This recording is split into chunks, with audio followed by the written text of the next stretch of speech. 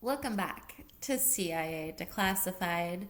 The stage is set in the 1950s, the dawn of the chemical Cold War. The agency was obsessed with the terrifying possibility that the human will could be dissolved in a beaker. We are looking at a time when the Office of Scientific Intelligence believed that Soviet brainwashing techniques were light years ahead, leading to a desperate, morality-free race to weaponize pharmacology. This was an era where the boundary between a laboratory and a living room vanished, as the agency sought to turn every everyday interaction into a potential delivery system for compliance. In safe houses from San Francisco to New York, the technical services staff began testing the limits of human biochemistry. This was the search for the universal emetic of the mind. This was the deep cover chemical interdiction project known as MKCADILLE. How did this pursuit of the chemical key get its name? The designation MKCADILLE utilizes the agency's specialized MK prefix, which factually denotes projects under the Technical Services Division that dealt with behavioral modification and chemical research. The suffix cadil was a specific functional cryptonym used to categorize experiments involving the clandestine administration of substances. Unlike other sub-projects that involved voluntary subjects, the CADILLE tag specifically identified operations where the drug was delivered via food, drink, or aerosol to subjects who had no idea they were being dosed. MKCADILLE was the agency's foray into the pharmacology of betrayal. The project established safe houses equipped with two-way mirrors where agency chemists could observe the effects of various psychoactive drugs on unwitting subjects. A quote from a 1953 MKULTRA memorandum. The goal is the development of a chemical material which can be administered clandestinely and which will then cause the subject to become increasingly talkative and forthcoming, end quote. Records indicate that the agency tested aerosolized delivery systems designed to fill a room with mind-altering substances through modified ventilation units or scent sprayers. A quote from Dr. Sidney Gottlieb, "We were exploring a frontier where the map was the human brain itself." End quote. MKCADILLE files describe the booby-trapped social setting where drinks at a cocktail party were spiked with varying doses of lysergic acid, LSD, to observe group dynamics under chemical stress. The project utilized surreptitious dermal application, testing chemicals that could be absorbed through the skin via contaminated clothing or even poisoned handshakes. Documentation shows the agency experimented with timed release additives in food, designed to trigger a psychological breakdown hours after the operative had left the scene. Factual logs confirm the testing of depressants combined with stimulants to create a state of twilight sleep where a subject would be conscious enough to answer questions but too disoriented to lie. The agency tracked the synergistic effects of alcohol when combined with clandestine dosing, seeking a way to make a chemical interrogation look like a simple case of one-to-many. MKCADILLE researchers worked on memory erasure compounds, specifically seeking a drug that would ensure a subject had no recollection of being questioned. Reports describe social compliance testing, where drugs were administered to see if they could make a subject more susceptible to hypnotic suggestion. Technical logs confirm the development of modified cigarettes that released psychoactive vapors when lit, intended intended for use in high-stakes diplomatic meetings. The project utilized doctor-patient infiltration, where agency-funded physicians would administer special vitamins to targets under the guise of medical care. Records show the use of vibration sensors in safe houses to measure the physical tremors of a subject under the influence of hallucinogens. The program tested disorientation fluids, substances that disrupted the inner ear to make a target feel physically unstable while being psychologically pressured. Documentation reveals the testing of aggression inhibitors designed to make a captured enemy combatant docile and cooperative during transport. Technical teams developed micro-injectors disguised as fountain pens for the rapid delivery of sedatives in crowded public spaces. The agency utilized biological tracers, adding substances to a target's food that would make their sweat or breath detectable by specially trained agency dogs. Logs mention food contamination simulations where entire mess halls were surreptitiously dosed to test the impact on military readiness. The project developed colorless and odorless variants of popular narcotics specifically to prevent detection by wary foreign intelligence officers. Documentation shows that MKCADILLE researchers studied interrogator fatigue, testing if chemists could dose the interrogation team with stimulants to keep them alert during 48-hour sessions.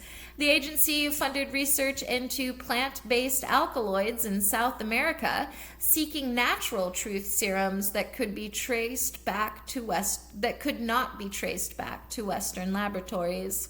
Records confirm the creation of panic agents, chemicals designed to induce an immediate irrational sense of flight in a crowd.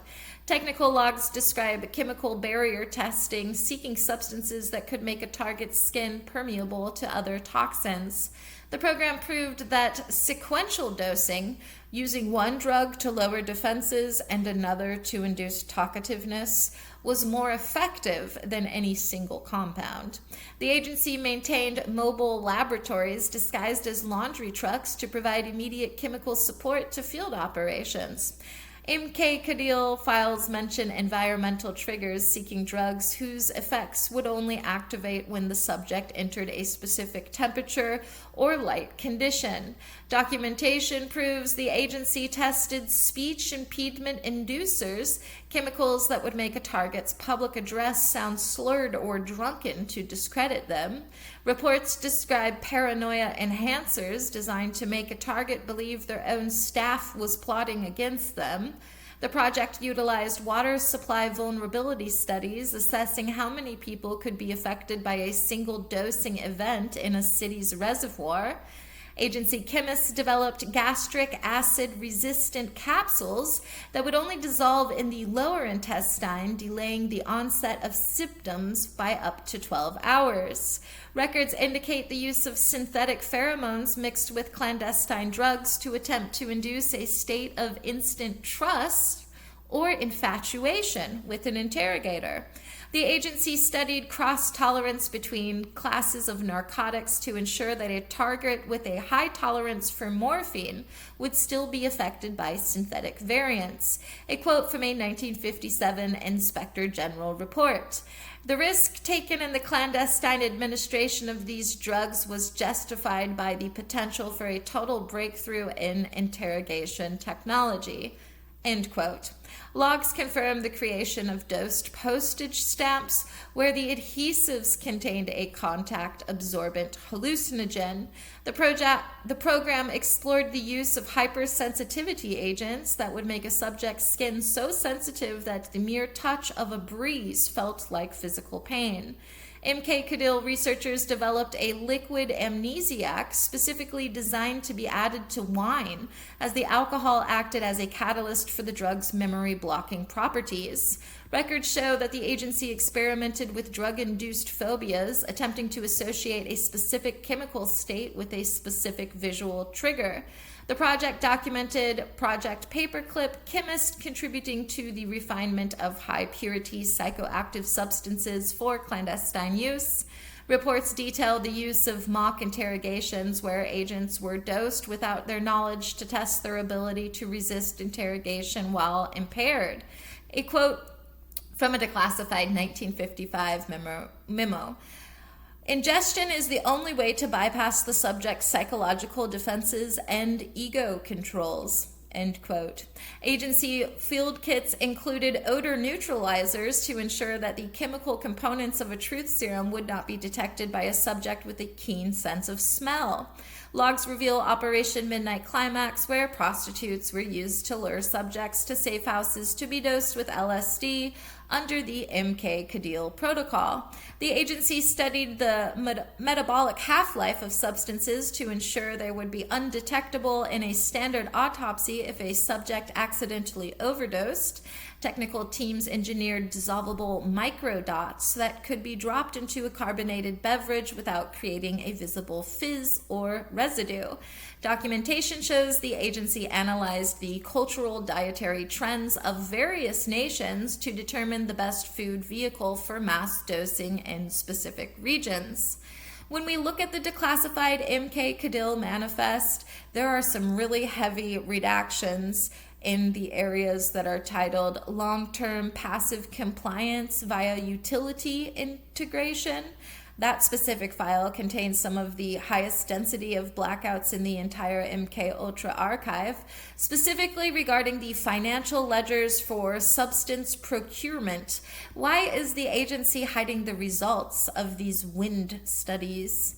A gritty real-world theory often discussed in big pharma skepticism circles suggests that MKCADILLE never actually folded its tent. It simply traded its trench coat for a lab coat. People aren't just guessing, they're looking at the uncanny timing of the 1990s pharmaceutical boom.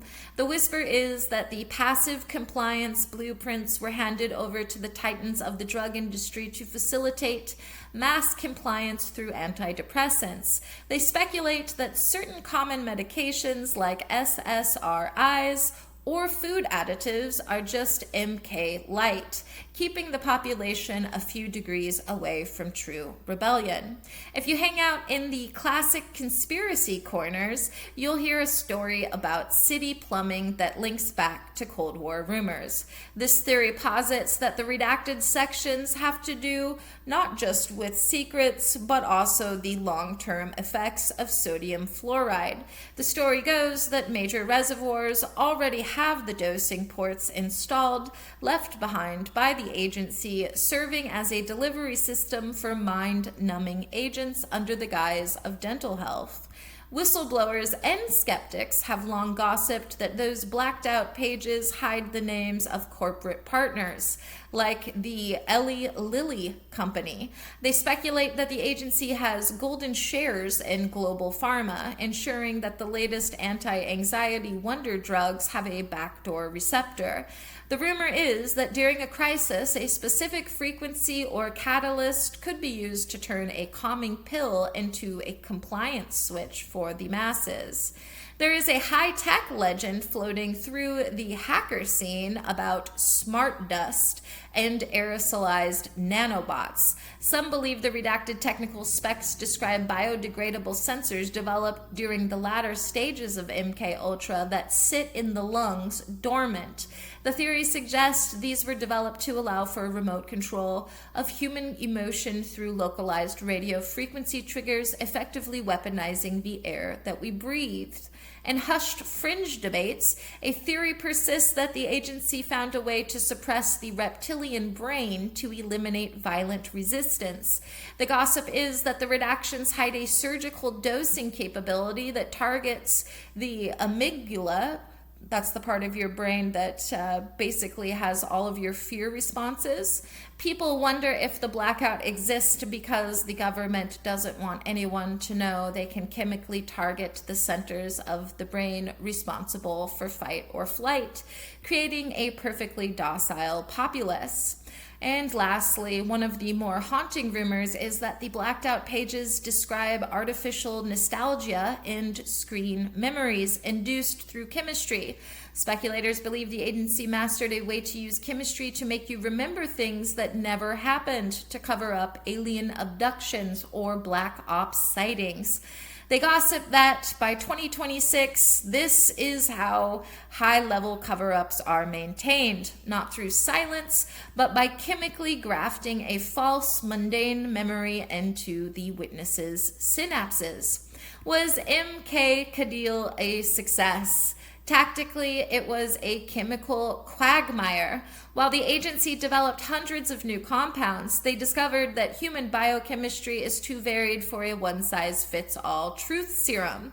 Strategically, it was a foundational victory. It gave the agency an unparalleled understanding of how to manipulate human behavior through chemistry. The project was a success because it proved that the mind barrier could be breached without physical force. It shifted the paradigm of interrogation from breaking the body to bypassing the will. The project successfully pioneered the delivery mechanisms that allowed for the clandestine management of entire groups.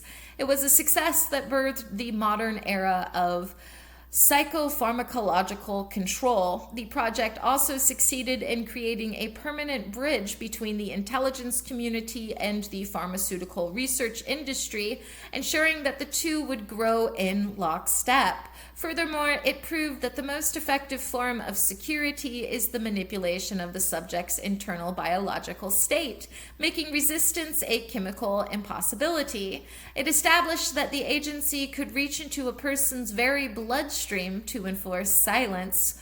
Ultimately, it transformed the nature of state power from external control to internal biological governance. As far as technological and operational breakthroughs go, the Liquid-Labyrinth led to quite a few, such as microencapsulation technology. The timed release research of MKCADILLE is the direct ancestor of extended release pharmaceuticals used in everything from vitamins to chronic pain medication. Transdermal delivery systems. The poisoned handshake experiments led to medicated patches used for nicotine cessation and hormonal therapy. Aerosolized substance control. The work on ventilation dosing provided the data for modern olfactory marketing, where stores use specific scents to trigger dopamine releases in shoppers. And rapid interdiction sedatives. The micro-injectors developed for safe houses are now used in veterinary dart guns and specialized medical emergency tools for restraint-free sedation. MKCADILLE reminds us that the truth can be manufactured in a lab. When you reach for a pill or a drink, remember the Liquid-Labyrinth. The agency understood that the easiest way to control a person is to change the way their brain processes reality. You are not just a mind in the eyes of MKCADILLE. You are a chemical equation that can be solved with the right dose. The world isn't just a place of ideas, it's a theater of neurotransmitters, and the agency has been the lead chemist for 70 years. Every time you feel a sudden, unexplained wave of calm or compliance, ask yourself, is this my mood or is it the dose? The labyrinth isn't made of stone, it's made of molecules. In the end, the most dangerous secret isn't the one you're hiding, it's the one you've already forgotten you knew.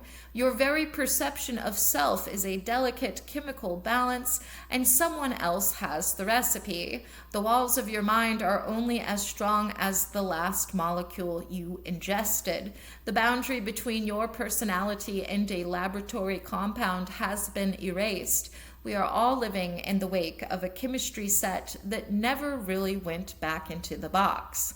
Thanks for listening, and join us next time as we examine bloodstone. In the desperate early days of the Cold War, the agency turned to the very men they had just defeated. We'll uncover the recruitment of former Nazi intelligence officers for covert anti-Soviet operations.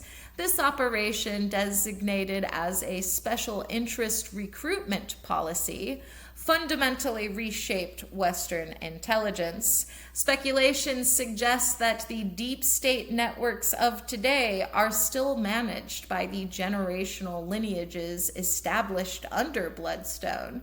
Join us next time for the Iron Interchange. In the meantime, I'll see you in the archives.